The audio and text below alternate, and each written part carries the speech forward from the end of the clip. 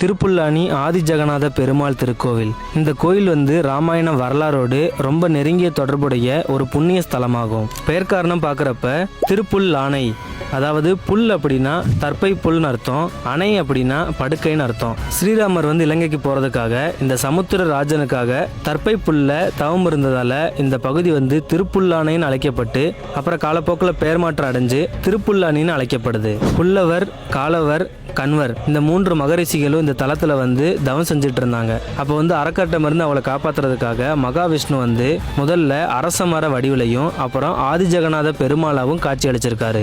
சிறப்பம்சங்கள்னு பாக்குறப்ப ராமருடைய தந்தை தசரதர் அவருக்கு குழந்தை பாக்கியம் இல்லாம இந்த தலத்துக்கு ஆதி ஜெகநாத பெருமாளை வழிபட்டு இங்க வழங்கின பாயாசத்தை சாப்பிட்ட பிறகு ராமர் உட்பட 4 குழந்தைகளும் பிறந்ததா நம்பப்படுது. தர்ப்பசயன ராமர், அதாவது ஸ்ரீராமர் இலங்கைக்கு போறதுக்காக சமுத்திரராஜனுக்காக காத்திருந்தாங்க.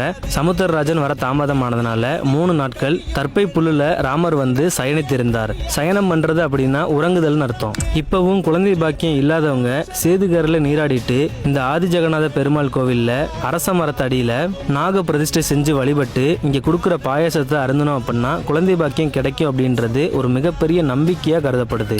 ஆதி ஜெகநாத பெருமாள் கோவில்ல மகாவிஷ்ணு 3 கோலங்கள்ல காட்சி அளிக்கிறாங்க.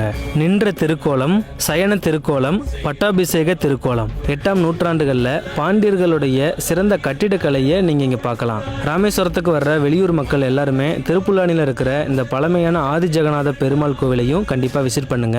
லொகேஷன் பார்க்கறப்ப நம்ம ராம்நாடு ஆர்எஸ் மாடியில இருந்து ஸ்ட்ரெயிட்டா போயிட்டே இருந்தீங்க அப்படின்னா திருப்புல்லானி போர்டு வச்சிருப்பாங்க ஊருக்குள்ள போறதுக்கு. அதுல கொஞ்ச தூரம் போனீங்க அப்படின்னா ஒரு 2 ரோடா பிரியும். ஒன்னு ஊருக்குள்ள போற ரோடு, இன்னொன்னு கோயிலுக்கு போற ரோடு. இந்த இடத்துல தூரத்துல இருந்து நீங்க பார்த்தாலே தெரியும் கோயிலோட கோபுரம். ஈஸியாவே நீங்க ரீச் ஆயிடலாம்.